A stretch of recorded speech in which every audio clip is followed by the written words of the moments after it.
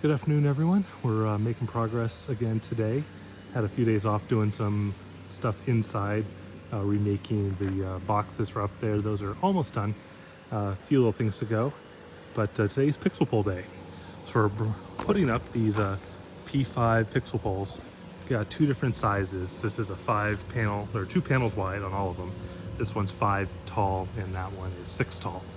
And the way these are secured is with 4 guy wires on these little bolts here. So you got these little eye bolts here with S hooks, and that holds the guy wires 4 on each side. And these things they are rock solid. They do not move at all once they're in there.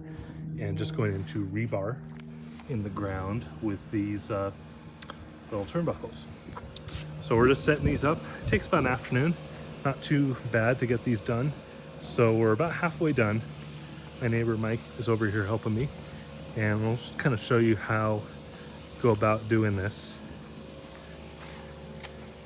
Is first I'm using my I have a printed paper of the layout, and I kind of use that to kind of go over placement, and I use the compass on my phone to get the angle for the viewing area over here about right. Eyeball it, and then we're here with the level, trying to level these things out. But the first thing I'll do on the base here is I'm just using these little U-shape stakes, and these are the same ones I use for the arch bases to hold them down. And you can see there's a little eye bolt down here as well. So that just goes down, and I just gently tap that in place. Do that on both sides. And all this is doing here is just keeping the bottom from coming out from underneath the pole, because the guy wires do all the work. Guy wires hold everything up, and this just here just keeps his bottom from moving, and then let the guy wires do everything on it. So that's it. Now, while Mike is leveling this out, I'll go here with the cable. These are just ones I made. Let's see, this is 16th inch aircraft cable, and just made my own crimps on the end, and just put that in with the turnbuckles, kind of mark out where that's going to go with the rebar, drive it in, and move on to the next one. So like I said, this goes out in about an hour, or in an afternoon.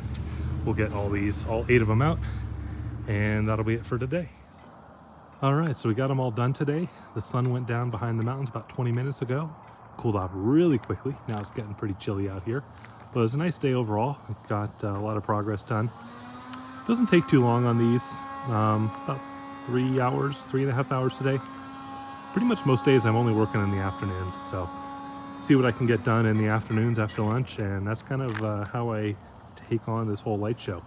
But we got all 8 of them up, kind of staggered. So I got 2 on one side of the driveway, or on one side of the mega tree, and the other 4 kind of staggered out here with a little gap behind that pine tree, the dwindling Charlie Brownish looking pine tree. But yeah, they're all good. They're super sturdy. So with the 4 guy wires on each one, they don't go anywhere. So they're really solid. And this is the 3rd year I've had these P5 panels, and I had the P10 panel versions that I made for several years prior to that. But these P5s are amazing. I highly recommend everyone add these to your display. They're just standout showstopper. They are one of the stars of the show, and they're amazing. You can do something with pixels, like regular pixels. There's some stuff out there, whether it's from one of the vendors or you're doing one of your own things with strips, and they don't hold a candle to P5s. So these are amazing. And so yeah, that's how they go tomorrow. They're not plugged in at all, so I got to wire them up with the extension cords and get these all going. Some people might be wondering, I've kind of covered it in one of the behind the scenes videos from years ago, but each one of these has a Pi in it. So they're all Pi 4s. So each one has a Pi 4 driving a color light card, and that's all down here on the bottom. And what I had to do, because every year the developers, I love FPP and the stuff that they do, but it is kind of a pain that every year you got to come here and do firmware updates and update the FPP system. So that means that's what I had to do the other day. the pies are down there. But I come up here, there are a couple screws on the top that I gotta undo. Then this top piece can come off. And once that top piece wiggles off, then I can slide up the insert. And that gives me access to the components down there. And it's a good time to do a once over everything and make certain all your connectors are tightened down, the terminals are secure, and nothing's kind of worked their way loose. But yeah, then pull the SD card out, put it in the computer, make a backup of, or actually do that first, plug it in, make a backup in FPP, and then take the SD card out, do the flash the new image, and put it back in, boot it up, and then you can restore the backup. Something in FPP this year, if you're going through it, and I don't know if it's a bug or if there's meant to do it, to me it seems like a bug or something that's just not thought out correctly on it. But in this case, the FPP is plugged in via the Ethernet cable to the color light card. And right now on the new version 7 of FPP, once you boot up from a fresh image, there's no network, it's not plugged into a network. So you would expect it to show the hotspot, the FPP hotspot that you can then connect to and configure it for your network.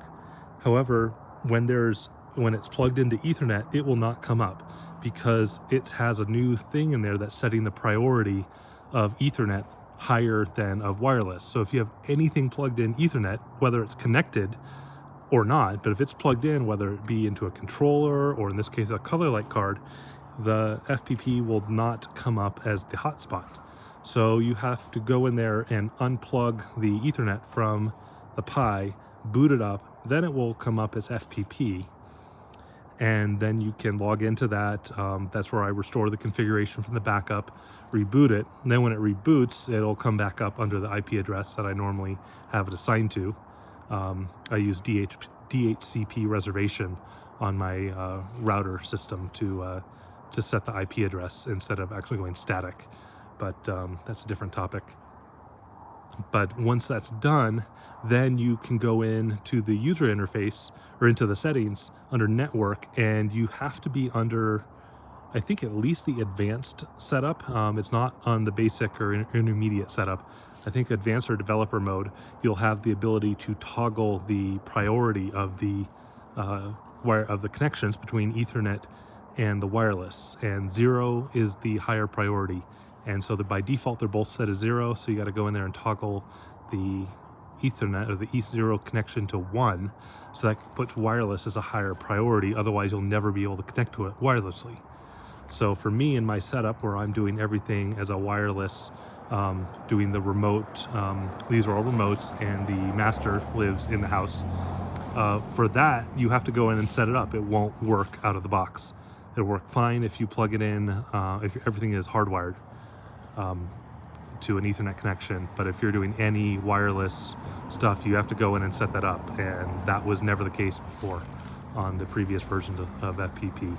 But especially when you're setting up a new instance or a fresh image and it has no network connection, if you have it connected to a controller of any kind, you're not going to get the FPP to hotspot to come up. So seems like a bug to me, but anyhow, kind of a long rambling there of one of the things I've encountered on that. But got these all updated yesterday, and now they're out. The next steps for the setup, out in the front, there's not a ton left. I have the 4 winterberry or twig trees that go in the yard on this side, 2 go on the far side of the driveway. A bunch more that I've never converted over to pixels are just still sitting in the boxes. Maybe one year I'll get those out. But there'll be 4, so there's two kind of go over there by those pixel poles, kind of around there. And I think I put one kind of in this mess between there, and there's another one somewhere out here. I'll figure it out. Kind of fit in where there's room. I think maybe in there between those guys. I'll put those twig trees out. And that's just rebar into the ground, the big 1/2-inch rebar, 4 feet long. Go about 2 feet in the ground, 2 feet out, and just slide those over it. And then I have 2 small guy wires that connect them up. Not like I have a shortage of guy wires out here. And once that's done, the next step, or the final step in in the front here is putting the AC props out. So I'll wrap that tree in lights, and then I have things like deer, snowman, raccoon, owl, what else? Sleigh. I have a little deer pulling a sleigh. So those AC props kind of just get scattered around here, and that's kind of the last fit. And then with that, there's going to be a lot of cables, so then I'll bundle up the cables so you have a little bit better cable management out here so you're not tripping over everything. And that'll kind of take care of the front here. And one thing I will just say with all these guy wires is you'll see I do keep a path here. So there's about a 2 or 3 foot wide path along the edge where I don't have guy wires. So I can walk through here and not have a trip hazard away. The second you go in here, I mean, good luck, especially at night. So it's a lot of guy wires, but that's kind of what I do. I kind of keep a path here to allow me to get through. So yeah, that's it for this video. We'll catch up here in a few days when I go to town and do the next steps, and that's it. Hope you all have a good one. We'll see you next time.